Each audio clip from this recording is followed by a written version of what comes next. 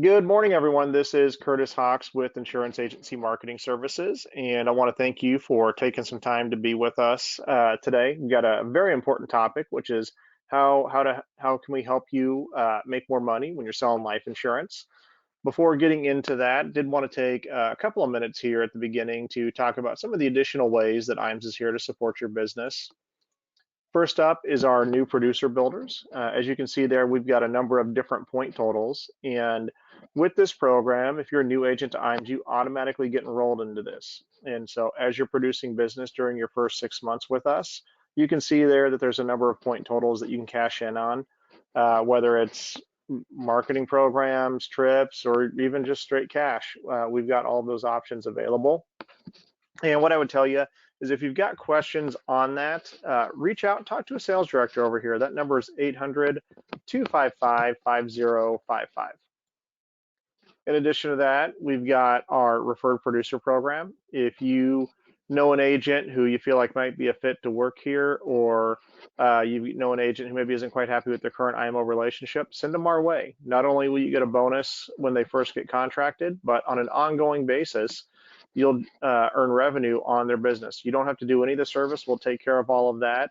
And so it can be a great way to generate an additional source of revenue for you. In addition to that, we've got our marketing reimbursement program. You can see there, you can accrue $100 for every 100,000 of qualifying indexed annuity premium. And then on the life insurance side, you can accrue $200 for every 100,000 of SPL and $200 for every 10,000 of life target. In addition to that, we've got our back office support. IAMS has been around for 38 years now, and that would be an area where I would tell you that we do it better than most. So whether it's on the front end with case design to new business processing, licensing, et cetera, the team does a really good job. And so if you haven't tested that out, I would definitely encourage you to do so. In addition to that, we've got our IAMS portal. So as a contracted agent, you can get access to this. And we've got a myriad of tools on there, from annuity and life insurance quoting software to being able to do e-applications, download forms, brochures, get underwriting information. We've also got our sales resource library, which is literally hundreds of point of sale pieces that you can use with consumers right there that you can download and brand. And so if you've got questions on getting access to that, just reach out, talk to a sales director over here. That number is 800-255-5055. Taking a step further, you can see here we've got a few different platforms that you can utilize to do e-applications. So we do integrate with Firelight, iPipeline, and then on the Medicare side, Sunfire. And you can access all of those right on our IAMS portal. Taking a little bit deeper dive into Firelight, you can see that the majority of the annuity carriers are going to be right on there. We do have a handful of life carriers. The rest of the life insurance carriers that we work with are going to be on iPipeline. We also have our creative marketing team, and I think creative really is the key word there. I think the way we need to think about our brand has definitely evolved over the last few years. For you as the advisor, it used to be you were just competing against other advisors in your local marketplace, and that really isn't the case these days. With the prevalence of virtual and digital appointments, oftentimes you're competing against advisors that are not even in your local community. And so I think it's put a greater importance on having a strong digital brand. And so the team does an amazing job of that. You can see the list of services that they have up there. What I would tell you is oftentimes we come across advisors and they're not quite sure what they should do. They just know they want to have a better image, or they want to generate more prospects, or what have you. I would encourage you to take advantage of our marketing analysis process. It's a complimentary service that we offer, and it allows you to sit down with one of our experts and go through what your marketing currently looks like, what your brand looks like, what your goals are, and then have us craft a customized marketing plan to help you accomplish that. And it's absolutely free. So if you've got questions on that, reach out, talk to a sales director over here. That number is 800-255-5055. In addition to that, we've got IAMS Wealth Management. And we've certainly seen a growing trend here over the last several years where more and more advisors are looking at adding AUM as a portion of their business. And so I would encourage you, if you've got questions or have been thinking about that, reach out to Duncan and Charles and the team over there. They can chat with you about services they provide and what their unique value proposition is, or even if you're already currently securities licensed and you're just not quite happy with your current RIA relationship, reach out and chat with them. In addition to that, we've got our Life and Annuity Academy, and I'm going to go ahead and launch the first poll that we have for today. But these events really are a great opportunity to spend some time focused on your business. When we're out in the field, you're spending time prospecting, marketing, dealing with clients, carriers, IMOs, you name it. And these Life and Annuity Academies are really a great opportunity to spend a couple of days and see what are the current annuity trends, the current life trends, what are the cutting edge marketing programs that are out there, hear from other top producers, and really spend some time focused on your business and be able to walk away with tangible items that you can immediately implement into your practice. So I'll go ahead and get this shut down, but I would definitely tell you, if you have interest, definitely chat with the sales director. We do several of these events over the course of a year, but they do fill up very, very fast. In addition to that, we are getting toward the end of our qualification period for our Seaside Sanctuary incentive trip. You can see you've got through the end of December to be able to qualify for that. And we'll be doing that on Kiowa Island in South Carolina. And what I would tell you is we really try and focus on making these just amazing trips, really trying to make these experiences of a lifetime. And so if you've got questions on your point totals and where you stand, you can access that through our IAMS portal. You can also reach out and talk to a sales director over here. Again, that number is 800-255-5055. Lastly, I'd encourage everybody to follow and like us on Facebook and LinkedIn. We syndicate a lot of content out to the field, and one of the quickest ways we can get information out there is via social media. And so if you haven't gone on and done that, I would definitely encourage you to do that. So let me go ahead and I'm gonna get this switched over here. So today we've got, in my opinion, if you're selling life insurance, probably one of the most important topics, which is underwriting. And so with us today, we've got Andrew and Matt with North American to not just give us an overview of how competitive North American is and what their underwriting and new business process is, but you're also going to learn some best practices just in general when you're selling life insurance. And if you've been doing life insurance, then you've probably gone through the experience of you positioned the sale and the solution, and you've gotten that application, and then the case goes sideways. Maybe you get an adverse rating. Maybe you can't get the client to get back with you to complete the requirements. And I think one critical component that can help generate more success is really understanding what is the process with the carrier that you're writing, and then also understanding how do I frame that the right way as we go into it. And so Andrew and Matt are going to take some time with us today to go through all of those things. So guys, I really appreciate you taking some time with us this morning. Awesome. Thank you very much, Curtis. We appreciate the partnership with you, with IAMS. We certainly appreciate the opportunity to be with everyone this morning. So as Curtis mentioned, we wanted to talk about underwriting at North American and go through the process. And the whole goal this morning is really to help you all better position yourselves, better position your clients for success, through underwriting and certainly for placing the case. Because I think probably nothing is more frustrating than having a client say yes to the fact that they want to be a purchaser of life insurance, but not being able to carry or help that client get across the finish line. So as Curtis mentioned, joined this morning with Matt Rise. Matt Rise is an underwriting manager here at North American. He's been with the company over 6 years now, almost 7 years with North American, and nearly 20 years of underwriting experience when you include North American plus other carriers he was at previously. So Matt, appreciate you joining us this morning, and I'll turn it over to you, kind of walk us through what underwriting is at North American and how to succeed. Absolutely, yeah. And thank you, Andrew, for that introduction. And I want to echo what Andrew said. I really appreciate being here and being able to talk to you all. And the reason is I'm extremely passionate about life insurance and then underwriting. This is this is kind of a second career for me. I've been in law enforcement and in the criminal justice system before this. And this is a hugely impactful area. What a life insurance underwriter does is ensure that we can fulfill on that promise that that life insurance contract represents.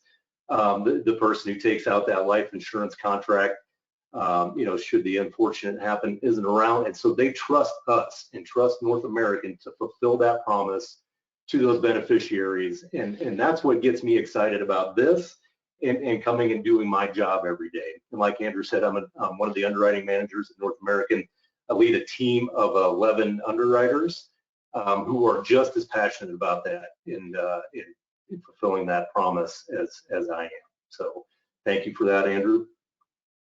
So today we'd like to go over, what does the underwriting process look like? You see a little bit from your side, but I want to show you and help you understand what that looks like on our side and the process behind that. And then we'd like to talk about how to position cases for success. Like I said, we want to provide insurance. We want to put that business on the books so that we can fulfill that promise should we have to come to that. So, all right. How we underwrite.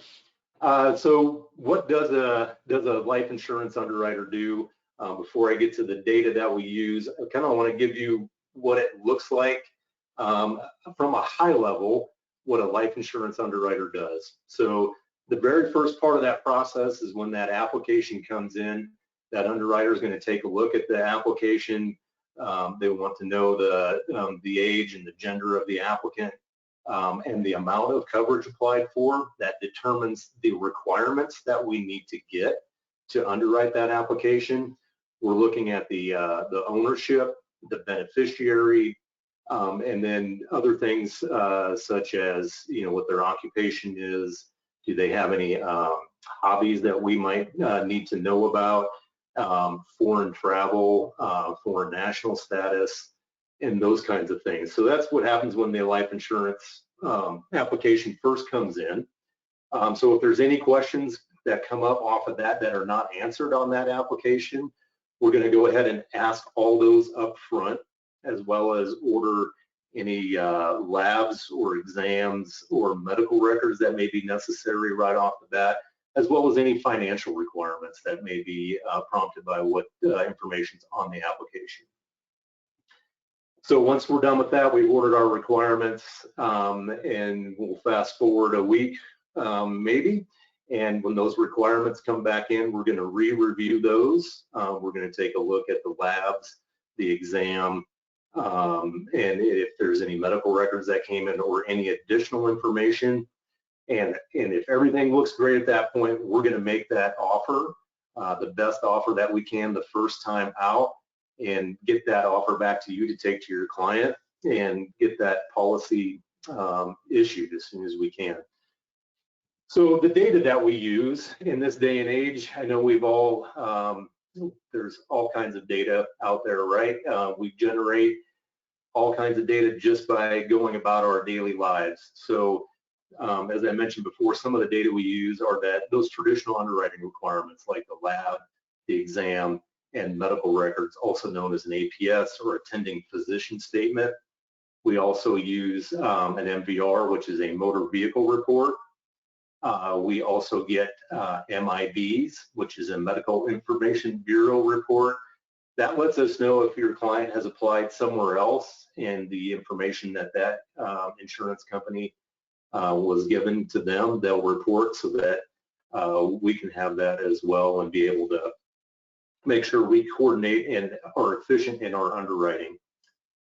We also use what's called, depending on the level of coverage, so based on amount, is a national credit file, electronic inspection reports, and risk classifier scoring, which is a proprietary report provided to us by LexisNexis. as well as there's some other ones that can be ordered should the situation arise or we need. Those are a lab picture and med claims reports, and those are automatically ordered. There's nothing that the field needs to do to be able to get that data to us. So those are behind the scenes. They're intended to make that life insurance application process and the underwriting process smooth and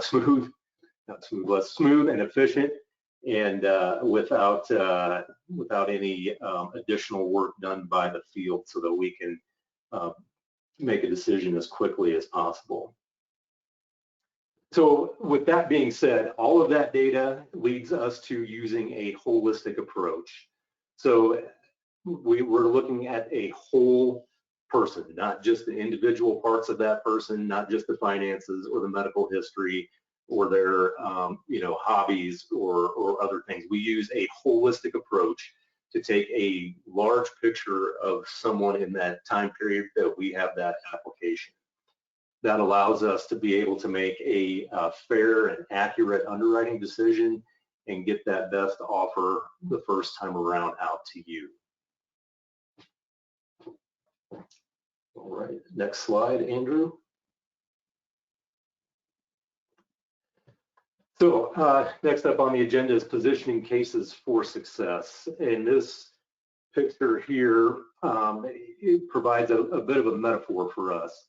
So you as life insurance agents in the field have this complete picture of someone, or as complete as you can make it. And when we get that life insurance application in, we get a certain portion of that picture. Think of what's inside that frame. We have their name, date of birth, address, what they do, occupation, and income, which is just a very small part of people. So we need your help and your familiarity with your clients to be able to paint and get that full picture of them so that we can underwrite accurately and efficiently. So positioning cases for success, using that fact finder up front, building that relationship with your client, understanding their needs, their reasons for getting life insurance, as well as health history, family history, their occupation and income, and what they're trying to do. So generating that better full all-around picture of that client before submitting that application is extremely important, because that will help help us understand them and what they're trying to do. One of the important things that I find, and I know Andrew will bring this up later, is using our field guide, our life insurance underwriting guide. And that has a lot of great information in there that will help direct your questions to your client and provide the most accurate and complete information you can, and set this application up for success when you submit it. So number 2, setting your client's expectations. This is a difficult part in trying to make a sale, right? You all are experts in selling, and setting that expectation is key. You set that expectation too high and it's not met, it's frustrating for you and for us as well. So setting that correct expectation, whether that's at standard or preferred or even at a table rated, beforehand going in is extremely important in being able to sell that offer that we're going to make to you on that back end. So number 3, submitting a cover letter. So going back to that picture in the previous slide, a cover letter can really help fill in a lot of gaps that a life insurance application leaves open. It's especially important on financial situations, or more complex financial situations that I find. So if you have a buy-sell with a couple of business owners, or juvenile insurance, submitting a cover letter explaining what they're trying to do, what kind of business they're in, and direct that and make more specific details to us really helps the underwriter understand upfront exactly what is going on in this application so that we can, again, effectively and efficiently underwrite that application for you. And lastly, working with your IAMS team, great office, lots of resources for you, as well as being able to submit a quick quote to us if you have a situation you're just not quite sure about. We'd love to be able to answer that and get you a tentative guess at what that offer might be before even submitting that application. Awesome. Thank you, Matt. And I want to dive a little bit deeper on this slide here, because I think you brought up some really good steps and a process here to contribute to success in underwriting. So if I go back to step number one that you talked about with the fact finder, I think that's really important. A lot of agents or advisors today either have a full template or questionnaire when they're meeting with their client, either in person or virtually, and if not a formal template, at least some questions that they know in the back of their head that I ought to ask the client. And I think that's really important so that you can gauge how likelihood or what the likelihood is of this case having success, or to your point, when you're working with the IAMS team, how do you know how to quote this, right? Because if you're going to run illustrations, you want to have a realistic expectation and a realistic risk assessment. So obviously basic information. There's no doubt that an agent or advisor is getting personal information like age, date of birth, where were you born, what type of policy are you looking for? Is this protection oriented? Are you trying to do cash value? But hopefully there's a question about nicotine use, right? Tobacco use. Do you use tobacco? If you do, what sort of tobacco? Do you chew? Do you smoke? Is it a pipe? Is it an occasional cigar? If you don't do, or if you used to do tobacco, how long ago did you quit? If it's not tobacco, perhaps it's marijuana. Is that smoked? Is it edible? How often? For what reason? Family history is another important question I think about that ought to be in that fact finder up front, right? Tell me about mom and dad. How long did they live? Are they still alive? How did they pass away? All very important questions to establish family history. And the point of that is not that we're just wanting to know information. To Matt's point is the underwriter's trying to paint a picture so that they can assess the risk properly and give you the best offer possible. And if we know that there is, diabetes in the family or certain cancers in the family, especially if they're illnesses or cancers that, are genetic and could pass on, that's really important. Maybe the client knows what their blood pressure or cholesterol is. Also very important information if they know that, off the top of their head. Are they involved in any extracurricular stuff like aviation, racing, skydiving, scuba diving? Again, those are non-medical questions that are really important to assess risk as well. Is the client a U.S. citizen? If they're not, we've got a really robust foreign national program where there's a lot of different types of visas that North American can underwrite. Again, we just need to know that information. Hopefully, the client is a good driver.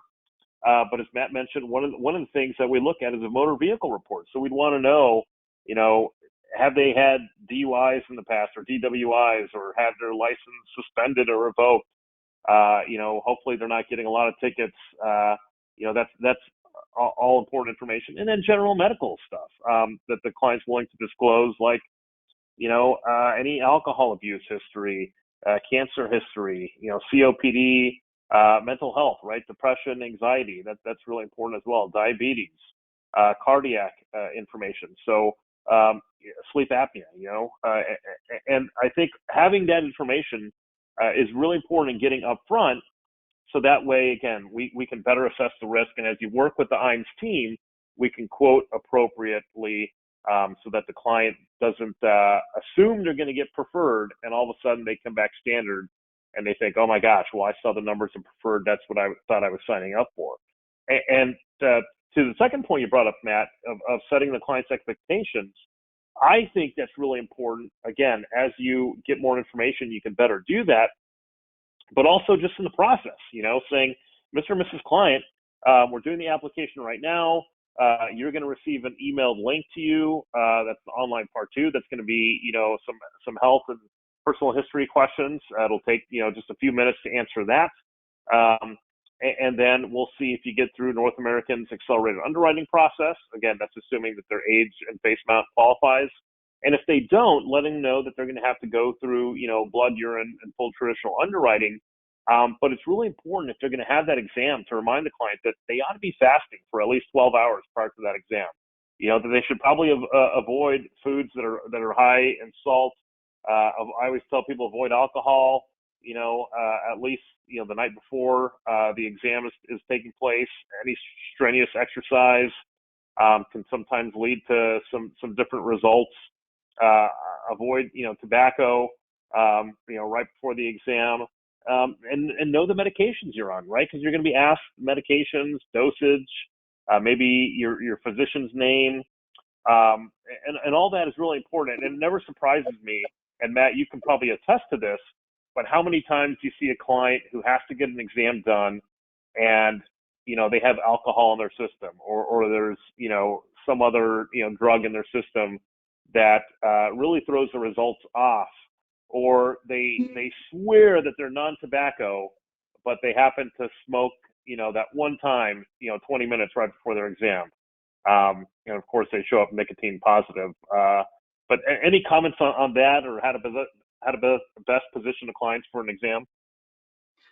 No, yeah, that was great. And that's, and you hit on tobacco, which is probably, in the top 2 reasons for an offer coming back, not like it was quoted. The other one is height and weight. Guys are always taller than they than they really are. So that's also another one, especially on the non-fluid underwriting side, where we see issues with something not coming back the way it was quoted. Absolutely, and I think the cover letter, you explained that perfectly, but I think it's especially important on larger cases, on more complex cases, on cases that maybe you've had some history where the client hasn't been able to get coverage. Is to write down, again, it doesn't have to be a novel, but just write down a few sentences or a paragraph. When you submit that case, to IAMS to work with North American, so that the underwriter can get a better picture of the client. How did they arrive at this face amount? Is this a business case? Is there a loan involved? Does the client have any bankruptcy? Are there special circumstances related to this? Does the client, exercise and eat well? Anything that you can provide is really important to help paint the picture of who this individual is that is coming through the process. So the underwriter can have, if you think back to that picture that Matt showed, a better picture of the whole landscape they're looking at, and not just a narrow view of this client, and assessing the risk, based on that. And lastly, I'll just reiterate what Matt said, that when we get that full picture, right, from the facts finding, from the questions up front, setting the client's expectations, submitting a cover letter when necessary, then we can best partner with IAMS, and you can best partner with IAMS to submit the case. And I think that the likelihood of success, would be more apt than not. Moving on to this, Matt, if you don't mind me, talking about our process, at North American, and our electronic process, everything from e-app to an online part 2, accelerated underwriting, e-signature, e-delivery. When Matt and I talk about accelerated underwriting, we're talking about the ability to go through without any blood or urine, so fluidless underwriting, and receive an offer from North American within 1 to 2 business days. And in order for a case to qualify for that, have to be between ages 18 to 50 up to $2 million, ages 51 to 60 up to $1 million. So as long as a client meets those parameters, they're eligible to go through accelerated underwriting. Right now with IAMS, we're having half of our cases, 50%, qualify through accelerated underwriting, which is great. So 50% of the cases going through accelerated underwriting through IAMS over the last 12 months have qualified. And again, we get an offer within 1 to 2 business days. If a client doesn't qualify because maybe they're older than those ages, or the face amount is too high, or they simply don't qualify through the process, they'll go through traditional underwriting. And right now with IAMS, we're averaging about 35 days for traditional underwriting, which is a very good turnaround time compared to the industry. So even if a client doesn't get that instant approval, the fact that North American can be quick in underwriting, speaks to that and how efficient our underwriting and new business process is. Curtis, at the beginning of the call, mentioned some of the electronic platforms that IAMS has to apply for life insurance as well as annuities. iPipeline being one of them. That's who we partner with IAMS.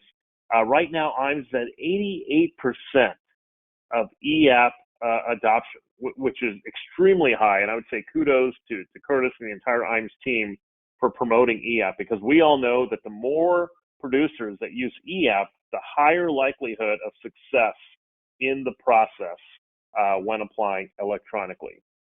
E-delivery right now is at 37%. That is something I think, if you've talked to or worked with producers who have done e-delivery, you've seen the success they've had there.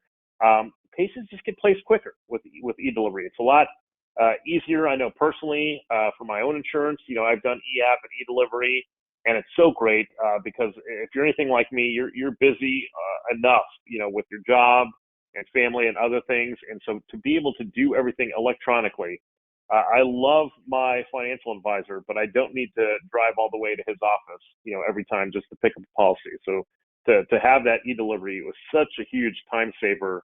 And I would encourage you, if you're not already implementing e-delivery in your process, to certainly look into it, and feel free to reach out to the team at IAMS if you need additional information on that. Medical records was one of the things that Matt mentioned. And he said that's one of the data points that we use. North American is only ordering medical records 25% of the time on IAMS cases over the last year. So again, about a quarter of cases in an entire year have required North American to order an attending physician statement or medical records on IAMS business. But all this, I think, attests to the fact that we've got an efficient process, again, that can be electronic from A to Z, all the way from the EAP through e-delivery.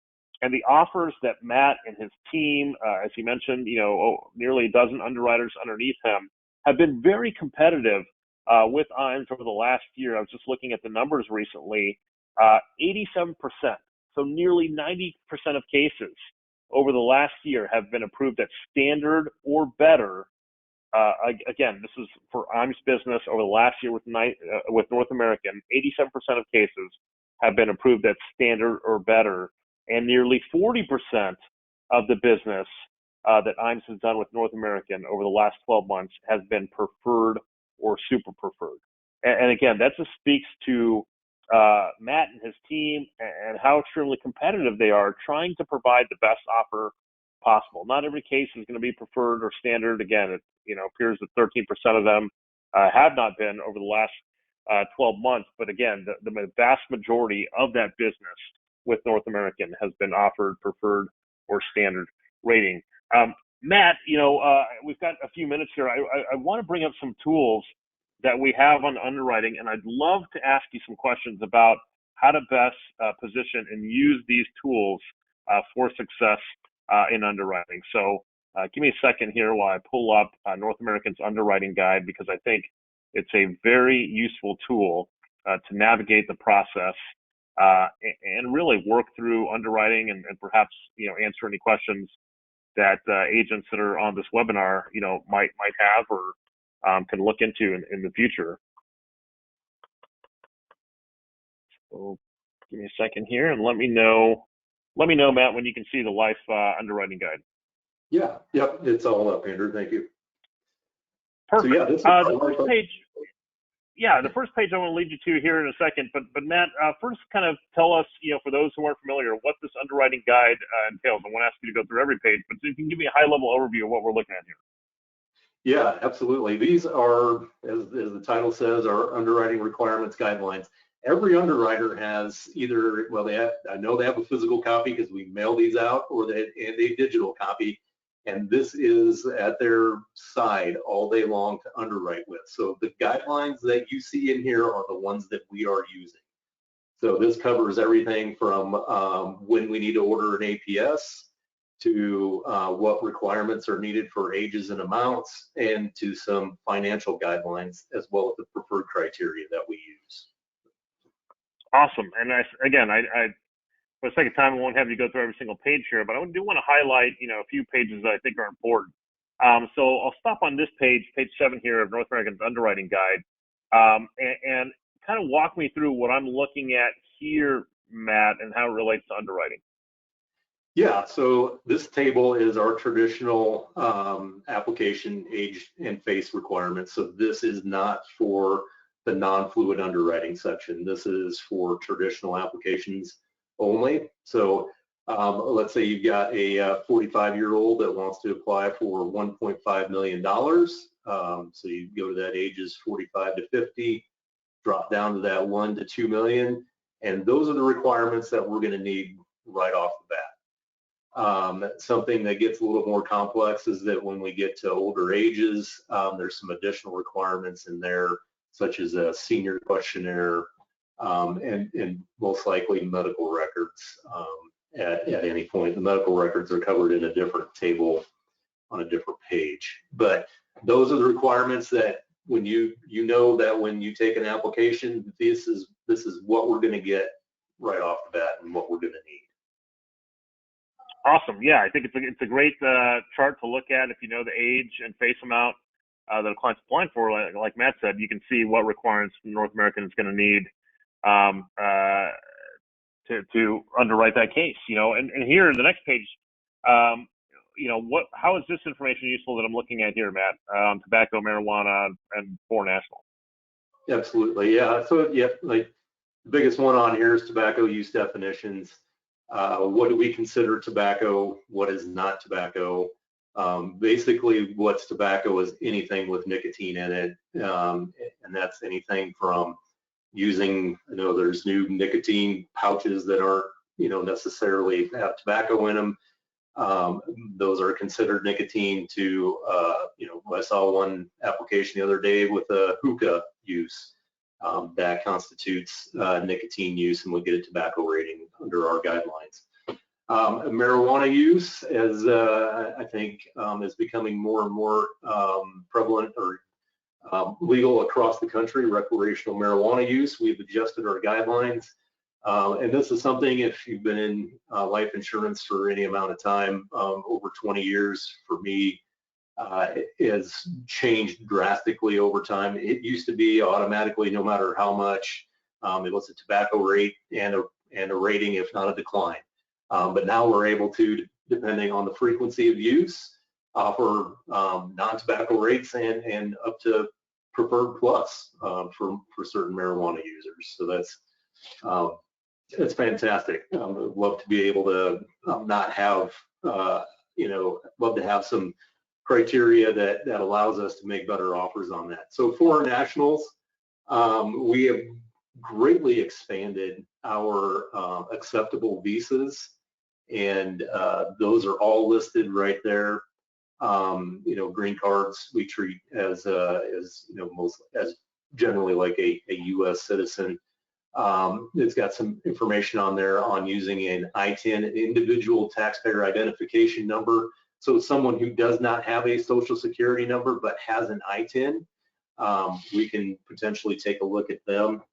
And then our foreign travel guidelines. So we're looking at mostly Class D countries as these Afghanistan, Burundi, the Central African Republic, are not insurable. But most other ones, depending on the type of travel and the duration of travel, we can take a look at and see if we can make an offer on those. Awesome, and appreciate you going through that. One thing I would point out, on the non-tobacco, it does say occasional cigar up to 24 per year is allowed. So someone who does, if you know someone who smokes an occasional cigar on a golf course, as long as it doesn't exceed 24 cigars in a year, and their urine test is negative, they can get non-tobacco rates with North American. So good to know that. Page 9, I'll skip through that for the sake of time. Page 10 here, I do want you to walk us through this build chart. And again, if I'm an agent on this webinar, how could I use this build chart, right? If I know nothing else about the client, Matt, but I just know what their height and weight is, how can I use that to help give me some guidance on the risk? Yeah, for sure, Andrew. And first thing I want to point out is that this has recently been updated. It is now male and female all the way across. There's no separation or no difference between male build and female build, which is great. The male, and this is based off our old male build guidelines, which were a little more forgiving than the female guidelines. So I'm going to point that out first. So that makes this chart, one, a lot easier to use.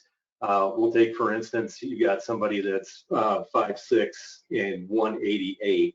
That would put them in that preferred category. Yep, right there. And if they were 195, that would put them in the standard. So 195 or 190 to 240 would be standard. And then if we move over to the table ratings, if they are 241 to 249, that would be a table 2. That table, so the left hand is the maximum, and then on the right hand side is the minimum for a table rate. So the preferred guidelines and use the maximum weight at that height, and the table ratings start at that beginning or bottom for the table rate. So table 2 starts at 241, table 3 starts at 250. So that's how you would use this chart. Absolutely. And I think it's really helpful because if I know nothing else on a client, right? But if I know, for example, like you said, if they were 241 pounds and 5'6", that takes me to that table 2. I certainly wouldn't be quoting them at preferred because I know that just off the build alone, they are not a preferred risk class. So I think, again, this build chart is really helpful just to kind of gauge a ballpark of where a client would land. Now, that doesn't mean that that's exactly the offer the client may get, right? If you were, let's say 241, but had a lot of favorable stuff, as Matt mentioned, we're very holistic in our underwriting. So it is possible that perhaps maybe you could get a standard offer. But going the other way, if you were that table 2 build, but also had some cardiac history, some diabetes history, and some other things, and they weren't, well medicated, or there wasn't significant follow-up, you could be worse than table 2. So build alone, again, I like to think it gives you an idea of where someone would land, but it's not the final say-so on where the offer might come back. Is that accurate, Matt? Yes, yep, absolutely. Yeah, again, like you pointed out, it's that holistic underwriting that we use. So that's a beginning spot for you to start with, for sure. Yeah. On page 12 here, down here on the bottom, preferred cancer case criteria for all ages. Now, correct me if I'm wrong, Matt. Is this saying that North American has the ability to not just make an offer on clients who have had cancer in their past, but potentially even get to a preferred offer in some situations with some of the cancers listed here? Yeah, absolutely, Andrew. Yeah, as the chart reads there, depending on those criteria, we can make a better than standard offer on some of these. The treatments and the life expectations, but just the medical advancements in over the years have really made this possible for us to be able to do, which is fantastic. Yeah, again, speaking of years ago, there were impairments and cancers that were just not insurable, let alone being able to give better than standard ever. Yeah, so this is great. Absolutely. Now switching gears here and real quick, I'll skip this page here, but it is the same build chart except for ages 71 plus. I didn't spend a lot of time on that only because over 95% of our cases here in North America are age 70 and below. So not a lot of applicants in that 71 to 79 age range, but if you do have one, of course, there's a separate build chart for them. But I want to switch gears here, Matt, to financial underwriting.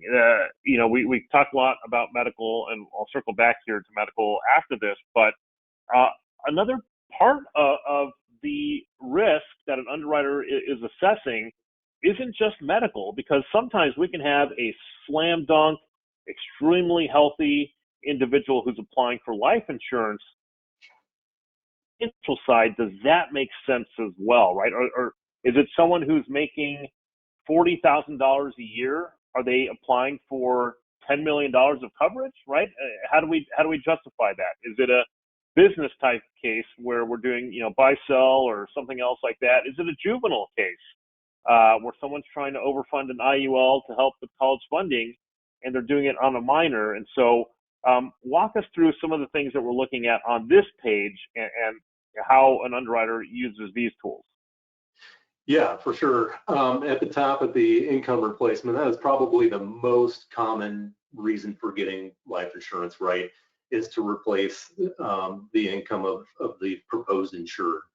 And so we are looking at that table. We're taking their income and we're dividing it or multiplying it by that factor to make sure that that face amount makes sense.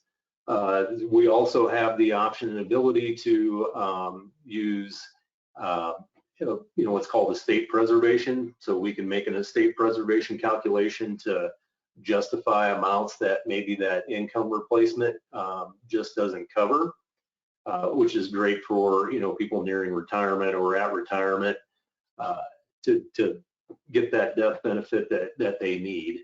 One thing I want to call to attention on that is that far right corner box too, especially with permanent products in a large dump in. We do need to make sure that makes sense and what the source of that large dump in is coming from. So juvenile coverage, we've recently updated our juvenile coverage guidelines as well, that $500,000 minimum through high school.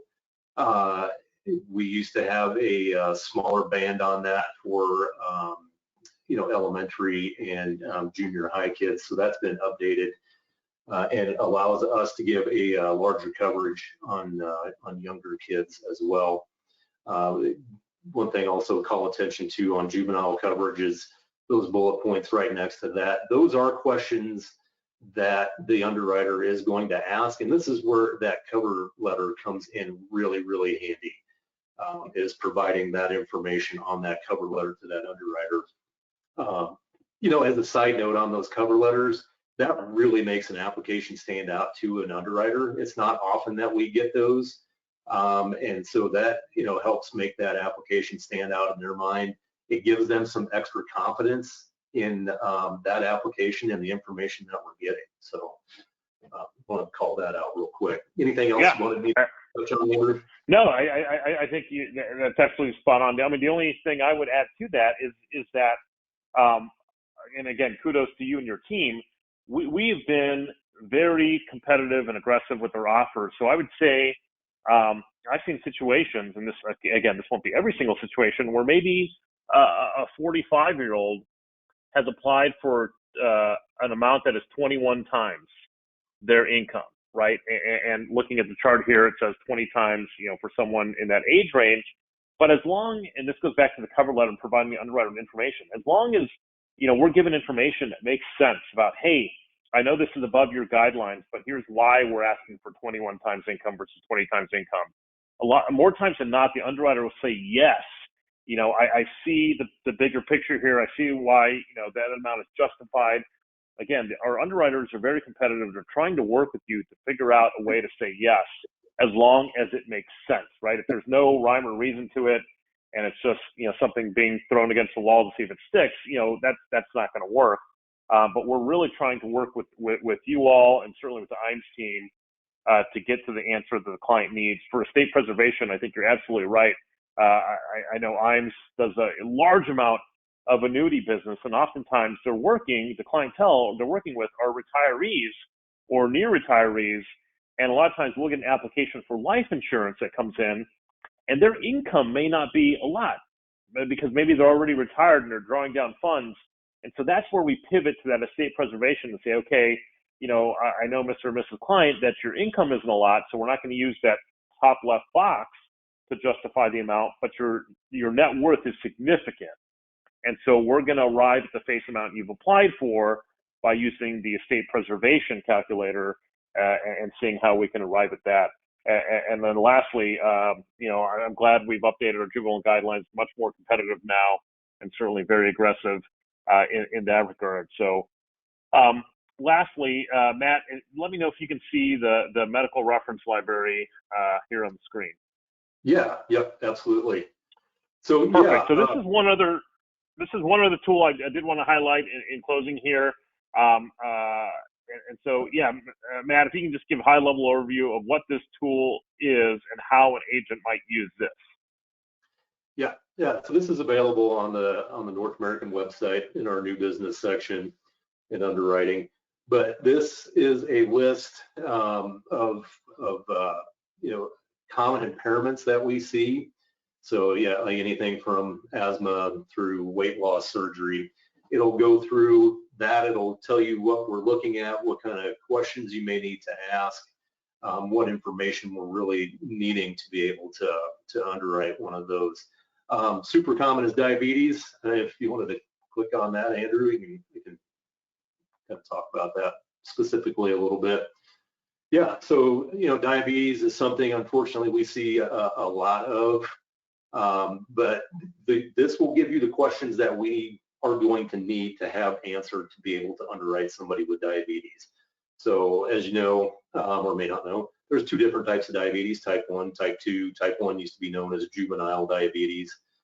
Type 2 is that adult onset diabetes. We want to, obviously we'll have the age of the applicant. We want to know how long they've had diabetes. The longer you've had diabetes, the longer it's had to kind of do, not great things to someone, the longer you've had that. We want to know the control, and that's what that blood sugar and that HbA1c or hemoglobin A1c tells us. So how well controlled is the diabetes? We're looking at compliance with the treatment. Are they going into their doctor on a regular schedule? Are they taking their sugars when they need to? Are they taking their medications when they're supposed to be? And then we're looking at, some other tests. Diabetes, unfortunately, goes after the kidneys. So we're looking at the kidney function testing in our labs as well as in the medical records. Tobacco use, diabetes is also a disease of small vessels. It ruins those small vessels in our hands and feet, and tobacco exacerbates that. It makes it worse. So we're looking at that, as well as other. Diabetes is really just a whole system disease. So when we have cerebrovascular disease, coronary artery disease, and those sorts of things, we're going to take that into account too. So those are questions when you're talking to an applicant that discloses that they've got diabetes, that these are the things that we're going to look at and want to know when we go into underwriting that. Yeah, and to your point, this is a great tool to use. Again, if I'm an agent, this is something I'd want to save on my desktop or have handy that I can access, because as you encounter, again, first off, hopefully you're asking the questions. As you encounter what ailments or illnesses a client has, then you can follow up with these questions. To your point, what age were you diagnosed? What medications are you on? Do you have regular follow-up? When's the last time you saw a doctor? And that'll give us the additional information we need, not just to underwrite more quickly, but to give you, the best offer that we can by having much more information. So I know we went through a lot of information here. In closing here, I would say that the ask of North American to you, if you're tuned in today, is that let us help you as you go through underwriting and submit cases through IAMS for North American business. Our whole purpose of having Matt and myself on the call today is to help you win in underwriting, help you win with those life cases. And to that end, if there's any additional training that we can provide, access to these tools, any information or other questions you have, that is what we're here for. We want to be a resource to you. We want to help partner with you in your business so that when you get those clients to say, yes, I need life insurance, I want to move forward, that at that point we can help partner with you to bring success to that case and see it all the way to the finish line. So again, Curtis, thank you so much for having us on the call this morning, and I'll turn it back over to you from here on out.